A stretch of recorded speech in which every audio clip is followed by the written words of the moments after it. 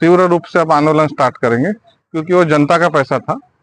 और एक आप देखो, कोई सामान्य परिवार का गरीब बच्चा पेट की भूख के लिए अगर एक रोटी के लिए चोरी कर ले, तो पूरा समाज उसको चोर चोर करके बदनाम कर देता, मार मार के उसको, जनता लोगों के बीच में मार मार के उसको पुलिस के ताबे में दिया जाता। और यहाँ पे गोर गरीब किसानों का 153 करोड़ रुपए खा गए। आज उसकी वैल्यू 1200 से 1400 करोड़ के बीच में है रिकवरी में।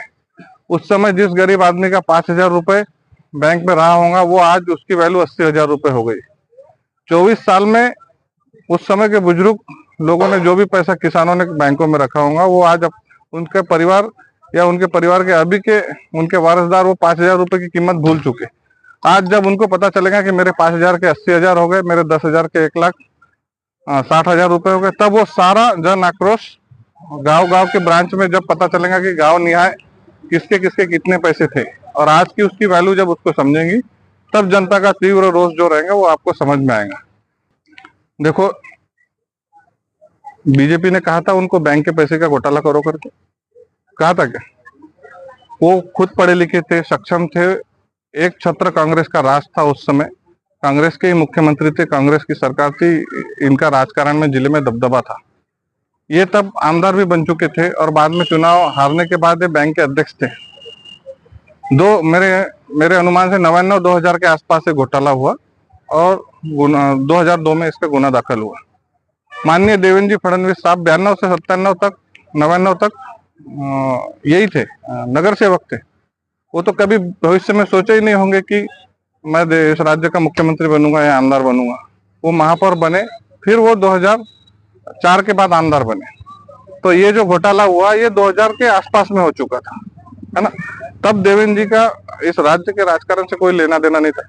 माननीय बावनकुळे साहब जो है वो 2004 में एमएलए बने, उनके भी पहले ये घोटाला हो चुका था और कांग्रेस की सरकार थी, एक छत्र कांग्रेस का राज था और उस राज इनका भी दबदबा था। माननीय स्वर्गीय बाबा साहब केदार साहब का भी दबदबा जिले में काफी था, महाराष्ट्र के राजकारण में था। अगर ये निर्देश होते तो कांग्रेस की सरकार में ही निष्पक्ष जांच होने के बाद इनको दोषी ठहराया गया और जनता के सामने आया कि वो पैसा, किसानों का पैसा इन्होंने खाया। आपका भैया, मेरा कहना है सामान्य आदमी को इतनी सहूलियत मिलती है क्या? 22-22 साल कोई बाहर रहता है। अभी अपील की जो फाइल दाखिल की है उन्होंने मंत्री महोदय की तरफ, जो रिकवरी की कमेटी चल रही JN पटेल साहब के अध्यक्षता में, उसमें 1200 से 1400 करोड़ रुपए इनसे वसूल करना है कि जितने आरोपियों पे आरोप निश्चित हुआ है उनकी संपत्ति जब्त करके वो वसूली होंगी और पब्लिक का पैसा, किसानों का पैसा उनको लौटाया जाएगा। स्कूलों का पैसा है, जिला परिषद का पैसा है, समाज कल्याण विभाग का पैसा है, अलग अलग विभागों का पैसा वहां पे बैंक में पड़ा हुआ है। वो सारा पैसा रिकवरी के होने के बाद 100% वापस मिलेगा। उस समय लोगों की जान गई, उस समय कई गोर गरीब पैसा नहीं मिलने से बैंक में अपनी बच्ची की शादी नहीं कर पाए, कोई इलाज के अभाव में मर गया, किसी को और भी उनकी वैयक्तिक जरूरतें थी, उस समय वो उनका पैसा खुद का उनके काम नहीं आया। तो इसके लिए दोषी कौन था? बीजेपी थी कि देवेंद्र जी थे कि बावनकुळे साहब थे? आज फालतू में उनका नाम लिया जा रहा है। उनका क्या लेना देना? पाप आपने किए, पैसा आपने खाए, गलती आपने की और दोष आज, कभी तो सजा निश्चित होनी है ना, कभी तो कार्रवाई होनी है। इतने लोगों पे कार्रवाई है, इतने करोड़ों लोग देश के जेल में बंद है, फिर उनको सबको छोड़ देना चाहिए। सभी निर्दोष है फिर तो। यानी एक छोटे आदमी के लिए अलग कायदा और बड़े के लिए अलग कायदा, बड़े को भगवान बताना और छोटे को रावण बताना, ये तो गलत बात। जनता ने दोनों बाजू तोल के बोलना चाहिए। तो जहाँ पे भी मैं रहा, निष्ठा से रहा।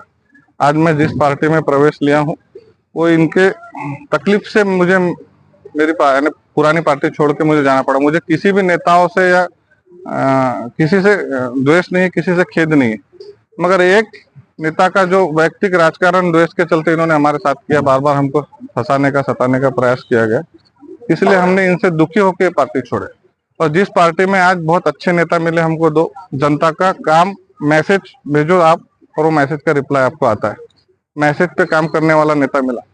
सामान्य परिवार से गया है, नीचे से गरीबी से ऊपर गया है, मुंह में सोने का चम्मच लेके पैदा नहीं हुआ और ऐसी अखंड संपत्ति माता पिता छोड़ के भी नहीं गए, नीचे से सब कुछ गया। तो उनको गोर गरीबों की तकलीफ समझती है, हर एक एक जनता के कामों की उनको जानकारी है, तो वो जिम्मेदारी से जनता का काम करते हैं। संवेदनशील नेता मिले, लोगों का काम होना चाहिए, ये अपनी इच्छा है। हम लोग हमारी कौन सी जाति पाती है, हम तो माइनॉरिटी में आते हैं। जाति का राजकारण हम कर ही नहीं सकते, हम तो काम का राजकारण करेंगे। हम लोगों के लिए अच्छा काम कर सकेंगे तो लोग हमको मानेंगे, हमारे पीछे खड़े रहेंगे।